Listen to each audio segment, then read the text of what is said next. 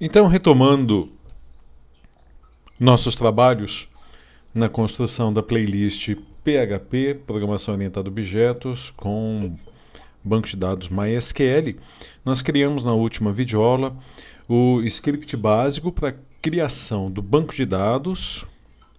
Depois nós criamos as tabelas, simplesmente criamos as tabelas usuário e acesso. Aqui é o script apenas. Então vamos testar. Vamos pegar tudo isso daqui, selecionar. Eu vou acessar o MySQL por meio do SQLog. E agora eu vou meio passo a passo aqui construindo e vendo o resultado de cada um dos comandos. Então eu selecionei o Create Database, uma query executada com sucesso, depois o use, query executada com sucesso. Na verdade, esse use, ele é como se fosse o simples clicar. Então, quando eu clico aqui em cada um dos bancos de dados que eu tenho no meu MySQL, é como se eu estivesse executando o comando use. Eu vou fazer todos de uma vez. Criar a tabela usuário, selecionei todas as instruções. Então foram 6 instruções, 6 queries executadas e 6 com sucesso.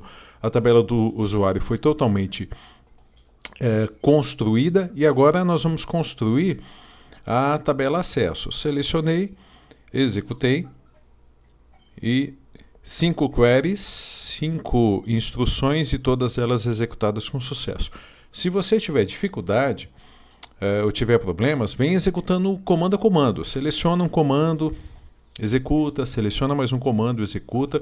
Não precisa ter pressa, porque às vezes a gente seleciona vários comandos e manda executar todos e dá uma mensagem de erro lá no meio, acontece um erro lá no meio que interfere nos comandos que vem abaixo, aí vira um efeito cascata. Então às vezes é mais fácil, é melhor fazer um de cada vez.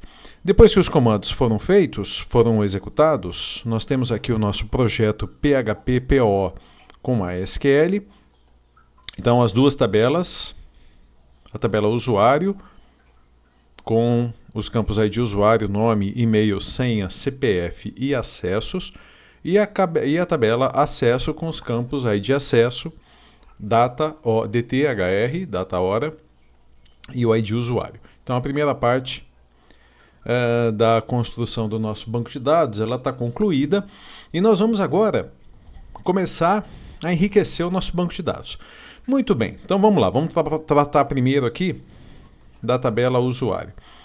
O comando para alimentar a tabela usuário seria o seguinte: insert into usuário, e aí eu deveria definir quais são os campos que devem ser informados. O ID não precisa, porque ele vai ser auto-incremente. O ID usuário, digo, não precisa, porque ele vai ser auto-incremente, a chave primária. E o campo acessos também não precisa, porque ele vai ser calculado automaticamente sempre que um acesso for feito pelo usuário. Portanto, nós temos que obrigatoriamente informar o nome, o e-mail, a senha e o CPF.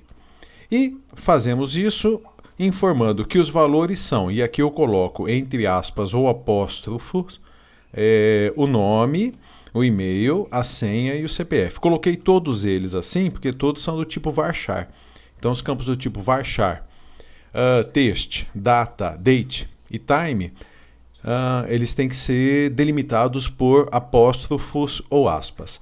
Então, por exemplo, eu vou cadastrar aqui o usuário, eu até vou colocar desse jeito assim, ó, wagner@gmail.com, a minha senha 123456 e o meu CPF, eu vou inventar um número aqui qualquer, tá?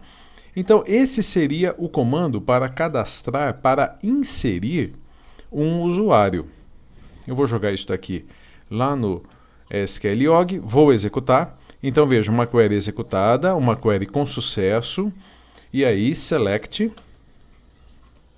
asterisco from usuário, selecionei e executei, e o usuário está pronto aqui.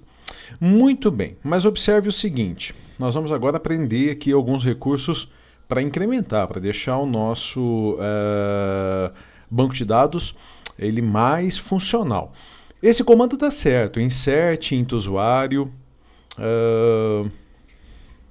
passando definindo quais são os campos, definindo os valores que serão armazenados nos campos, né, na ordem, nome, Wagner, e-mail, wagner@gmail e assim por diante. No entanto, quando esse comando é executado, ele simplesmente, o MySQL simplesmente insere e não nos retorna, por exemplo, qual foi o ID gerado. Né? Porque ele vai ser o ID usuário, porque ele vai ser gerado automaticamente. Então, para isso, eu vou agora incluir aqui na construção uma função, uma function. E qual que é o objetivo de uma function? É executar um conjunto de instruções, pode ser uma ou várias instruções, e ela tem que retornar um valor. Então deixa eu explicar o que é isso. Isso é conceito básico de lógica de programação. Então eu vou colocar aqui como comentário, eu vou colocar aqui como comentário. Então é o seguinte, meu objetivo é cadastrar, inserir um usuário e ter como resposta o ID que acabou de ser gerado, ou se der algum problema, eu quero que como resposta a gente tenha, por exemplo, o valor 0.